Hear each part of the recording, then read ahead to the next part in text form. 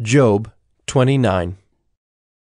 And Job again took up his discourse, and said, Oh, that I were as in the months of old, as in the days when God watched over me, when his lamp shone upon my head, and by his light I walked through darkness as I was in my prime, when the friendship of God was upon my tent, when the Almighty was yet with me, when my children were all around me, when my steps were washed with butter, and the rock poured out for me streams of oil, when I went out to the gate of the city, when I prepared my seat in the square, the young men saw me and withdrew, and the aged rose and stood.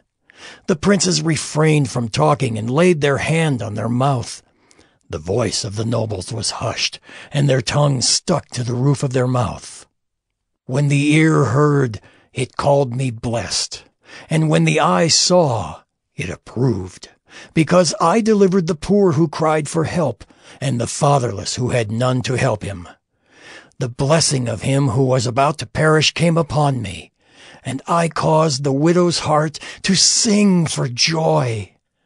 I put on righteousness, and it clothed me. My justice was like a robe and a turban. I was eyes to the blind and feet to the lame. I was a father to the needy, and I searched out the cause of him whom I did not know.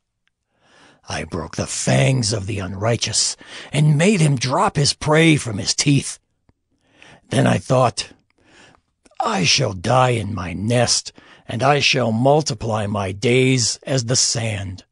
My roots spread out to the waters, with the dew all night on my branches, my glory fresh with me, and my bow ever new in my hand. Men listened to me and waited and kept silence for my counsel.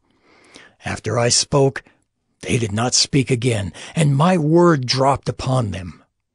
They waited for me as for the rain, and they opened their mouths as for the spring rain. I smiled on them when they had no confidence, and the light of my face they did not cast down. I chose their way and sat as chief, and I lived like a king among his troops, like one who comforts mourners.